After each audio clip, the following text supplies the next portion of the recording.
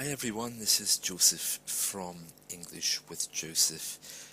Well, as you know, we've been running a series of clips on British history. We've only just started doing those, and today I have a special one for you.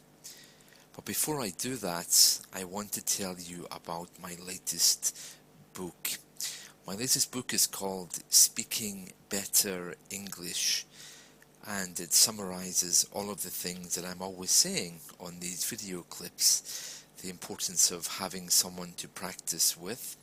It talks in depth about using the shadow method, as well as a few other things about facing the fear. For those of you who use this video content daily, or who know about my history using this Dailymotion site, there probably won't be very much that's new there, but it is all summarized in a book format. It's selling on Amazon, but if you would like a copy, please do write to me and I'll be happy to email you a copy over. Okay, so getting back to today's topic. I think this is an interesting one. You can tell me if you don't agree. Today's topic is Islam in the UK, and you might be wondering, why is he talking about Islam in the UK? Is that not a modern thing? It doesn't sound very historic. Well, actually, no, it is very historic.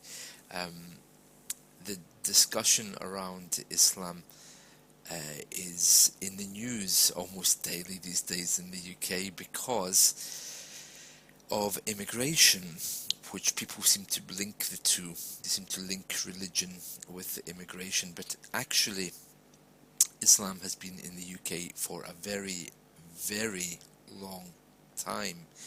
And the reason for that is because of India. India was one of our colonies, and because it was a department of the UK, Muslims there, of course, had full rights to come and go to the UK, and indeed they did. The particular form of Islam they had, though, varied. They had the usual Sunni Islam, and no doubt they had the other ones as well. But the ones who ended up in Britain for the first time, the ones who brought Islam to the UK, they were Muslims from the Ahmadiyya branch of Islam. These days, the Ahmadiyya branch of Islam remains, I think, the smallest, or at least one of the smallest, and is heavily persecuted by everyone. But in the British Empire days, Ahmadiyya Islam was a full supporter of the British government. Some people even say was invented by the British government, but whatever the reason, it was entirely British in its making, and it supported our royal family and our government, and they are very well respected in the UK still. They have some mosques around the UK, and indeed their caliph lives in the UK. Okay, so let me explain a little bit about the history of Islamic Britain. So the Woking Muslim Mission was founded in 1913 by Khwaja Kamaluddin. Now, excuse my very bad pronunciation there. Woking is 30 miles southwest of London, and there was a building there which was a mosque, but it wasn't supposed to be a mosque.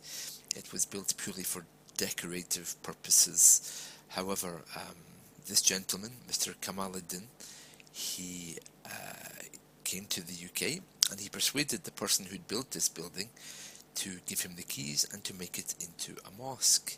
And that became the UK's first mosque at Woking. Now, the history of that mosque has its own story. It changed hands and eventually fell into mainstream Islam.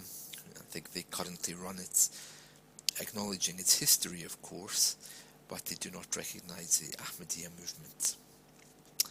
So the Woking Mosque was originally built by Dr. G.W. Lettner in 1889, and in 1913 or thereabouts, 1913, 1914, it eventually started being used as a mosque. There were some very prominent people around that time who were involved with it and indeed who had converted to Islam. The gentleman who started it was living in the UK from 1912 to 1914. The Woking Mission was established there. But then sadly the Ahmadiyya movement split into two parts, and the Woking Mosque went with one part, and I think by that point there was another Ahmadiyya mosque in London which went with the other. People converting to Islam in England during the years 1913 to the mid-1960s did so through this mission. There wasn't any other way to know of Islam in those days. And in 1924 it was estimated there were 10,000 Muslims in the UK and 1,000 were converts. The Ahmadiyya Muslims publish very in-depth histories of this mosque because it was, of course, when the mosque opened as a mosque, it was it belonged to the Ahmadiyya movement, but then as that split into two parts, the Lahori Ahmadiyyas had it for a while before it became Sunni, and the Ahmadiyya movement with the Caliph retained the London Mosque, which was built somewhere around the same time. The London Mosque and the Woking Mosque are still there today, and they're both still used as mosques. The Woking Mosque being the Sunni mosque, and the London Mosque, which is in Wimbledon, is the oldest mosque in the UK, and that's where the Caliph lives as well, and he leads the daily prayers there. You can find out more about them at the Ahmadiyya television channel, or you can do some research on the internet. So, as you can hear, the relationship between Britain and Islam is not a case of two different things or two opposites. Actually, they are two things which were very close together at one point. However, after the formation of Pakistan, which was part of India, there seems to be a different style of Islam coming up now, and of course we have the Arab stricter approach. They had their own Islamic Reformation and all kinds of history.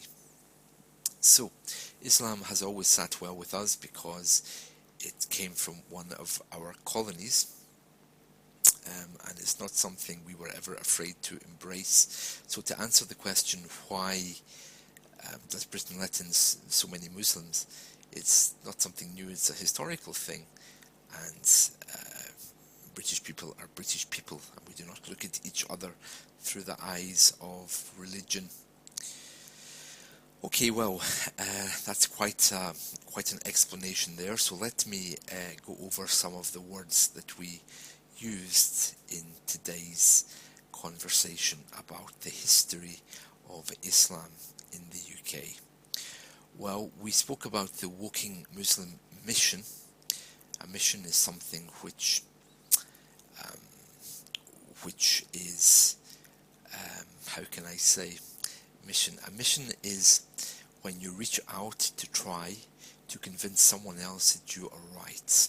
Okay, that can be a war mission, it can be a peaceful mission, it can be a ideological mission or a theological mission, but it's to try and prove your argument is correct. The Woking Muslim Mission was set up, and it was founded in 1913. Okay, so founded is the date it started. Okay, it was founded, it started.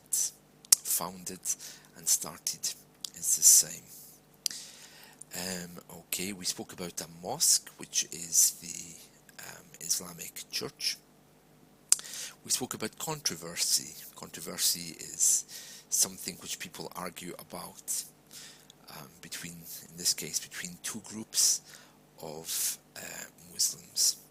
We spoke about Sunni Islam, and that's a branch of Islam, and we spoke about the Ahmadiyya branch of Islam.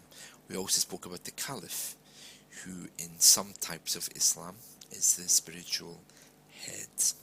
Okay, so I hope that covers all of the words that we spoke about today.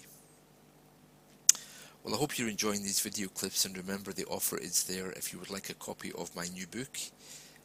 You only have to request it, and that is called Speaking Better English.